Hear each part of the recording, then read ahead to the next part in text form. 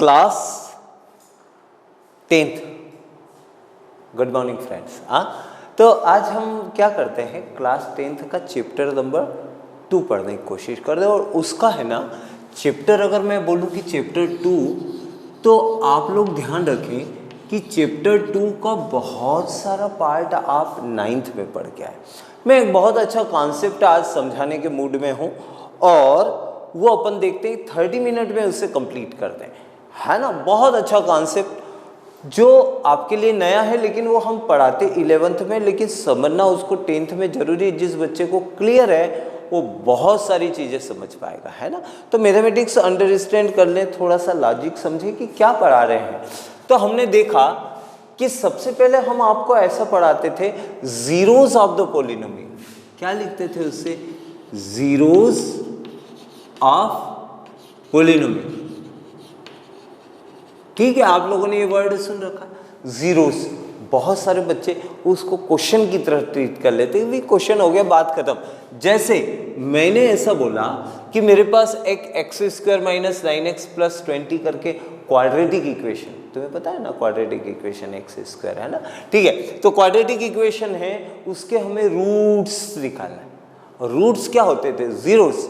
Zeros का मतलब क्या होता था? कभी कभी तुम्हें fx यहाँ लिख भी देते थे, तुम लोग ध्यान देते थे या नहीं, पर fx लिख देते थे कभी कभी। तो यहाँ पर देखें x², हमें ये पता लगाना है जीरोस ऑफ द पॉलिनोमियल। तो आपको अब बताता हूँ और ज़्यादा चीज़ें। तो हमने इसको देखा स्प्लिटिंग द मिडिल टर्म से, अब वो मैं 9th में सिखा चुका हूँ बेटा। 12th में ऐसा मानते हैं कि आपको आता होगा, और नहीं आता होगा तो अपन और समझेंगे। आप मेरे कमेंट्स बॉक्स में ज़रूर लिखें कि भैया इसके अंदर जो है वो स्प्लिटिंग द मिडिल टर्म और समझा दो तो और समझ लेंगे, ठीक है ना। अच्छा चलो, ये स्प्लिट कर दिया। 9 को मैंने -5x - 4x 9x दोनों का मल्टीप्लाई प्लस का 20, तो हमारे पास आया x - 5 और x - 4 is a factor of this equation. Factor समझते हो? रिमाइंडर 0 आ जाएगा। खैर उसको जाने दो। मेरा कहने का मतलब ये है कि यहां से दो आंसर आप लिखते थे, x = 5 ऐसा लिखते थे ना बेटा। आप इसके बाद ऐसे क्वेश्चन करते थे, मैं वही समझाता हूं कि x = 5 x - 4 = 0 और लिखते थे, और ऐसा हमें पढ़ाते थे। और हम लिखते थे x = 5 और x = कितना? 4, ऐसा लिखते थे। क्यों लिखते थे? क्योंकि उसका हमको टेंशन नहीं, वो लिखते थे, हमारा आंसर आ जाता था, पूरे नंबर हमको मिल जाते थे। वो हमें पता नहीं। Splitting the middle term, find out the factors, factor से निकाल लिए। Find out the value of x, हमने x की वैल्यू निकाल ली। ये क्या है उसका हमको टेंशन नहीं, वो हमारे 3 नंबर आ गए उसे ना। अब अपन 10th में उसे समझते हैं कि वो क्या है। तो हमने ऐसा समझा बेटा कि ये x - x = 5 क्या होता है कि जब x = 5 आप इसमें सब्स्टिट्यूट कर दो, fx जो होता था ना बेटा y होता है f(x). तो f(x) जो होता है वो किसके बराबर होता? y। अभी मैं पढ़ाता नहीं हूँ, नहीं तो वो मुझे पूरा फंक्शन पढ़ाना पड़ेगा, है ना बेटा। तो वो है भी नहीं आपके कोर्स में उतना, वो 11th का अभी जस्ट मैंने पढ़ाया है ना बेटा। तो ये y हो गया, fx = y। x² = x = 5 रख दिया तो ये हो गया 25 - 45 + 20 = क्या आ गया? 0। यानी अगर x = 5 रख देते हो तो ये y = 0 आ जाता है, और x = 4 भी रख देते हो तो 16 + 20 और 36 ये भी 0 आ जाता है। तो इसका मतलब क्या? x की वो दो वैल्यूज जिसको रख देने पर y की वैल्यू क्या आ जाती है? 0 आ जाती है। क्या आ जाती है? y की वैल्यू 0। ठीक है, तो हमने ऐसा समझा। अभी इसमें और पार्ट समझाना मुझे बचा है कि वास्तव में ये है क्या, कि ये x, ये वो वैल्यू है कि x की वो वैल्यू जिस पर y 0 हो जाता है। तो हम बोलते हैं कि फंक्शन की वैल्यू 0 हो जाती है। पर इसे दूसरे तरीके से समझाता हूं। इसके हिसाब से समझाऊंगा ना तो बड़ा कंफ्यूजन हो जाएगा। एक मैं इसके हिसाब से समझाता हूं, y² = x² - 4 ऐसा समझाता हूं। समझो जरा, बहुत मजा आने वाला है।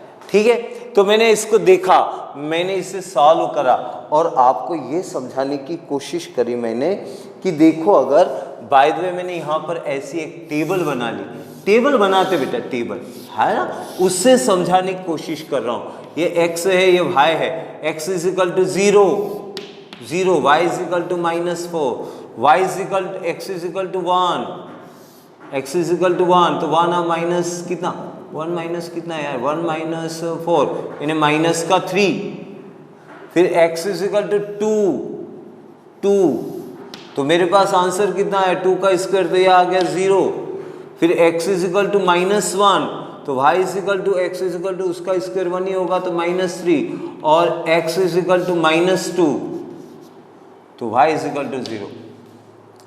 अब मैं उधर का पार्ट हटाता हूं क्योंकि मुझे थोड़ी सी जगह लगेगी ना बेटा।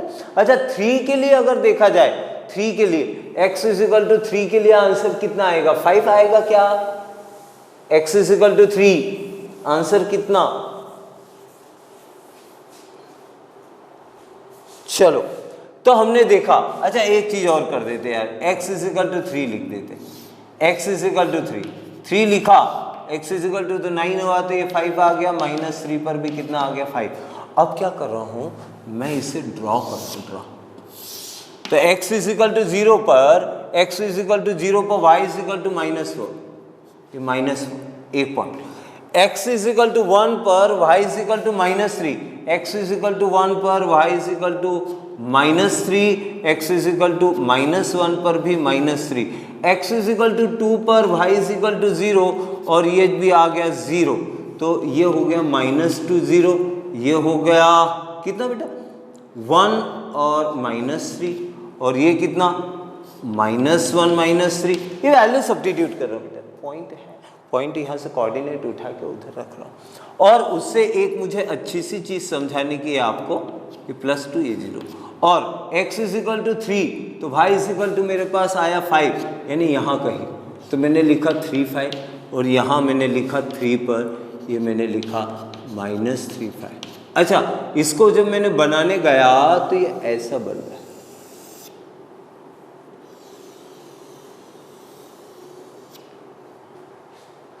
अब मैंने ये चौक तो फेंक दिया क्योंकि मेन पार्ट यही समझाना है, और आप इस पार्ट को समझो। हुआ क्या कि ये है क्वाड्रेटिक इक्वेशन। क्वाड्रेटिक इक्वेशन में आपको पिछले साल बोला था कि इसमें मैक्सिमम 2 जीरोज आएंगे, कितने, उससे कम हो सकते हैं, है ना, लेकिन मैक्सिमम कितने जीरोज आएंगे, 2 जीरोज। जीरोज का मतलब क्या, जीरो का ये मतलब कि x की वैल्यू, वो वैल्यू जिस पर आंसर अपना कितना आ जाए, 0, फंक्शन का आंसर कितना आ जाए, 0, यानी ये y की वैल्यू क्या आ जाए, 0 आ जाए। ये क्वाड्रेटिक इक्वेशन है, क्वाड्रेटिक इक्वेशन में 2 रूट्स आएंगे, ऐसा आपने को समझाते थे, मैक्सिमम 2 रूट्स। रूट्स का क्या मतलब कि x की वो वैल्यू जिस पर y 0 हो जाए, यानी x की +2 था तो 0 हो गया, x इज इक्वल टू -2 था तो भी 0 हो गया। मतलब क्वाड्रेटिक इक्वेशन में अगर ऐसी लाइन ड्रॉ हुई है और उसमें 2 रूट्स हैं, इसका मतलब ये हुआ कि उसने x एक्सिस को 2 जगह कट करा है, 2 प्लेसेस पर क्या करा है, इंटरसेक्ट करा है, यानी इसके कितने रूट्स हो गए, 2 रूट्स हो गए। क्यों, क्योंकि क्वाड्रेटिक इक्वेशन थी। अगर बाय द वे मैंने ऐसा बोला कि ये एक लाइन गई है, तो बताओ इसके कितने रूट्स हैं, इसका 1 रूट है। क्यों रूट है, क्योंकि इसने x एक्सिस को एक ही जगह पर कट करा है, x एक्सिस को, ये y को करा, उससे कोई मतलब नहीं। x की एक वैल्यू ऐसी है जिस पर y कितना हो जाता, 0, x एक्सिस पे y की वैल्यू क्या हो जाती है, 0। अगर कोई हमें ऐसा बोल दे कि भैया आप इसको देख के बताओ कि कितने जीरोस हैं, ये जो भी बना है, जो भी पॉलिनोमियल है, उसके कितने जीरोस है, मैंने देखा 1 2 3 4 5, एक्स एक्सिस को इस लाइन ने कितनी बार काटा है, 5 टाइम्स। तो मैंने बोला कि ये क्या हो गया, इसमें 5 रूट्स हैं। कभी कभी ऐसा भी आपके पास, मेरे पास जगह इधर यार, मैथमेटिक्स वाले के पास जगह कभी कभी कम पड़ जाती है, हाँ ऐसा होता है। तो हमने ऐसा फिर देखा कि अरे यार ये लाइनें बताइए इसके जीरोस कितने हैं, तो क्योंकि जीरोस एक ही है, क्योंकि इसने एक्स एक्सिस को एक ही पॉइंट पे क्या करा है, कट करा है। अगर आप देखो जीरोस का मतलब सिंपल सा, जीरोस का मतलब क्या कि x की वो वैल्यू जिस पर y का आंसर क्या आ जाए, 0 आ जाए। और ये fx, पिछली बार लिखा था fx, वो होता था y। हमारे पास x की वो वैल्यू जिस पर y की वैल्यू 0 आ जाए, उसे अपन बोलते हैं, क्या बोलते हैं, उसे अपन बोलते हैं रूट्स। क्या बोलेंगे, roots, zeros of the polynomial. ठीक है, अब अपन दूसरा एक आध क्वेश्चन देख के भी समझने की कोशिश करते हैं। a = 4, b = 4 and c = 0। ठीक है, तो हमारे पास अल्फा प्लस बीटा किसके बराबर होता है बेटा, -b/a। What is the value of b, -4। What is the value of a, it is 4। The answer is -1। एक काम और करें, अपने अल्फा बीटा क्या है उससे चेक करके देख लें। Alpha plus beta, what is the value of alpha, it's 2. Oh my god, my answer is correct or not? What is the value? I will be check the answer, -b/a. Give 1 minute to me. My answer is differ because I have one mistake is there. 4u square plus 8u. I written here 4u square plus 8u. It means my b is 8 and it is -8 and -2। तो देखो ऐसे ही पता लग गया, 0 + 0 -2 = -2। देखो ये दोनों same आ गए। Alpha, what is the alpha, alpha = 0। What is the beta, beta = -2। Sum of these two number 0 + -2 = अब अपन देखते हैं alpha into beta, alpha into beta = c/a। c, what is the value of c, 0। और इन दोनों का multiply भी अगर मैं कर दूं तो अल्फा इंटू बीटा कितना आया, 0 × -2, आंसर इज 0।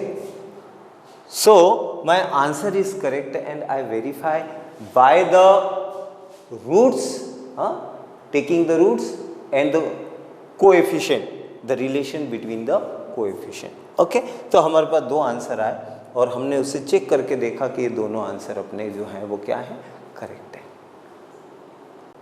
एक क्वेश्चन और मैं आपको करवाता हूँ इसका, और मैं है ना उसके अगले क्वेश्चन को इससे क्या कर देता हूँ, लिंक कर देता हूँ, तो आपको समझ में आएगा कि अगर बाय द वे हमारे पास रूट्स दिए हों तो हम उससे क्वाड्रेटिक इक्वेशन कैसे बनाएंगे। ठीक है, देखते हैं अपन। ठीक, चलो पहले तो अपन जो कर रहे थे वैसे ही करते हैं। ऐसी वैल्यू जिसका मल्टीप्लाई -12 आ जाए, तो मैंने लिखा 3x², तो मैंने लिखा प्लस का 3x माइनस का 4x -4। कंप्लीट, वो क्या बोलते हैं, कंप्लीटिंग द स्क्वायर मेथड नहीं यार, वो आ जाता है मेरे, वो स्प्लिटिंग द मिडिल टर्म, उसके थ्रू करा है ना। तो ये कैसे करते बेटा, इन दोनों का सम -x आ रहा है और इन दोनों का मल्टीप्लाई -12 आ रहा है क्या, 3 × -4 -12, और इसका मल्टीप्लाई -12 है ना। अगर आप बोलोगे तो एक मैं individual cross splitting the middle term पे ले लूँगा। ठीक है, देखिए 3x मैंने कॉमन ले लिया तो ये आ गया बेटा x + 1, -4 कॉमन ले लिया तो यह आ गया x + 1। अच्छा, यह आ गया x + 1, फिर यह आ गया 3x - 4, फिर ये आ गया मेरे पास क्या आ गया, या तो x + 1 = 0 यानी x = कितना -1, या 3x - 4 = 0। It means 3x = 4, it means x = कितना, 4/3। 2 आंसर, 4/3, 2 आंसर मेरे पे। ठीक है, तो ये मेरे रूट्स आ गए। अब मैं चेक कर लेता हूँ कि मैं, अच्छा a = कितना बेटा 3, b = कितना -1, c = कितना -4। अल्फा प्लस बीटा कितना होता है, -b/a, यानी कितना 1/3। तो मेरा इन दोनों का सम भी 1/3 आता है क्या, देख ले क्या। तो मैंने लिखा अल्फा प्लस बीटा = क्या, 4/3 -1, यानी एलसीएम ले लिया 3, तो यह आ गया 4 - 3 यानी कितना, 1/3। वही भी दोनों को चेक कर लिया दोनों तरीके से, एक तो फार्मूले की तरह से alpha plus beta is equal to minus ई बी अपॉन ए कोएफिशिएंट से चेक कर लिया, और दूसरा जो आंसर आया उससे चेक कर लिया। अल्फा इंटू बीटा, अब यहाँ पे देख लेते, यहाँ इस जगह पे देख लेते, alpha into alpha into beta is equal to C upon A. तो बोलो सी कितना बेटा, -4, ए कितना, A3, तो मेरे पास आंसर कितना है -4/3। अच्छा इन दोनों का मल्टीप्लाई भी कर लेता हूँ, अल्फा इंटू बीटा कितना 4/3 -1 का मल्टीप्लाई करा तो -4/3, दोनों का आंसर आ गया। इसका मतलब मेरा यह आंसर करेक्ट है, मतलब मेरे पास अल्फा इज इक्वल टू दिया है -1 और बीटा इज इक्वल टू दिया है 4/3। अब एक ही वर्ड एक ही पार्ट में मैं खत्म कर रहा हूं, कैसे, है ना। अगला क्वेश्चन नंबर 2। क्वेश्चन नंबर 2 में आपको पता है बेटा कि अगर देखा जाए तो जो अपने पास में आएगा अल्फा प्लस बीटा, है ना। तो मैंने क्या करा, ये रूट्स मुझे दिए हुए हैं। मान लो कि ये नया क्वेश्चन है जिसमें ऑलरेडी आपको रूट्स दिए हुए हैं, alpha is equal to -1, beta is equal to 4/3, मतलब मेरा आंसर ये आना चाहिए। देखते हैं आता है ना। तो ये अपने को दिया है, जरा अल्फा प्लस बीटा मैंने निकाल के देखा यहाँ से, और मैं कहीं को अल्फा प्लस बीटा मेरे पास निकला ही हुआ होगा कहीं ना कहीं। ये अल्फा प्लस बीटा यानी कितना आ गया 1/3, और अल्फा इंटू बीटा कितना है 4/3। वो कर ही दोगे, इन दोनों को अगर बाय द वे मल्टीप्लाई करोगे तो -4/3 कितना आ गया -4/3। अच्छा आपको पता है क्या कि अल्फा प्लस बीटा किसका बराबर होता है -b/a के, और अल्फा इंटू बीटा किसके बराबर होता है c/a के। ये क्वेश्चन नया है, न्यू क्वेश्चन, ये बात हो गई खत्म मेरी, इसको मत सोचना। ये क्वेश्चन एक पूरा नया है। हम roots is already given to you and you will be try to find out the quadratic equation. What is the quadratic equation? हाँ, so roots is already given to you, तो मुझे ये दे रखा है रूट्स इज ऑलरेडी गिवन, तो मैंने यहाँ से करा, इसको जोड़ लिया alpha plus beta, alpha into beta, और मुझे पता है कि अल्फा प्लस बीटा किसका बराबर होता है -b/a, अल्फा इंटू बीटा होता है c/a। It means a is equal to 3, b is equal to -1 and c is equal to -4, a is equal to 3। ये दोनों में सेम होना चाहिए बेटा, ए दोनों जगह क्या होना चाहिए, सेम होना चाहिए, सेम, क्योंकि ए की वैल्यू एक ही रहेगी, दो थोड़ी रहेगी, तो सेम होना चाहिए। तो मेरे पास में मैंने इसमें रख दिया x² plus bx plus c में, तो मेरे पास आंसर आ गया 3x² -x -4, ये रहा आंसर, है ना। तो अगर हमें रूट्स दिए हों और उससे क्वाड्रेटिक इक्वेशन निकालना हो तो हम निकाल सकते हैं। मैं 2 क्वेश्चन और करता हूं और फिर आज का अपन का पार्ट फिनिश करते हैं, है ना, ठीक है। तो एक क्वेश्चन हमने बोर्ड पे रखा और मुझे ऐसा लगता है कि मैं एक ही क्वेश्चन से आपको समझा दूंगा। अच्छा देखो, मैंने बोला है कि अगर अपने पास में ऐसा देखा जाए कि अल्फा प्लस बीटा किसके बराबर है, तो मेरे पास 1/4 - 1/1। एलसीएम ले लेता हूँ बेटा, तो ये आ गया 4, ये इधर चले गए, ये इधर आ गया 1 - 4 यानी कितना -3/4। ये क्या आ गया, अल्फा प्लस बीटा। ठीक, आगे चलते हैं, मुझे ऐसा लगता है कि इससे यही आएगा, है ना, 1/4 - 3/4। ठीक है, अल्फा इंटू बीटा, तो अल्फा इंटू बीटा इन दोनों को मल्टीप्लाई कितना आ गया, माइनस का 1/4, कितना 1/4 इंटू -1, ये कितना हो गया, कितना हो गया जरा देखें अपन, कितना हो गया -1/4। ओह, खत्म हो गया तो, क्योंकि अल्फा प्लस बीटा किसके बराबर होता है बेटा, -b/a के, और अल्फा इंटू बीटा किसके बराबर होता है, c/a के। तो a कितना आ गया अपना, a इज इक्वल टू कितना आ गया 4, b कितना आ गया बेटा, b माइनस से माइनस कट गया तो b इज इक्वल टू 3 आ गया, और c इज इक्वल टू कितना आ गया, c इज इक्वल टू -1। यानी इक्वेशन क्या बन जाएगी, x² plus bx plus c, यानी कितना आएगा, वो आएगा 4x² प्लस 3x -1। एक तरीका और है लेकिन मैं आज नहीं करवाता हूँ, हम कल देखेंगे आज के लिए इतना रहने देती, क्योंकि आप एक बार बुक में देखेंगे ना थोड़ा समझ में आएगा। मैं एक तरफा काम करूँगा ना तो उतना मज़ा आएगा नहीं। ठीक है, चलिए, थैंक यू।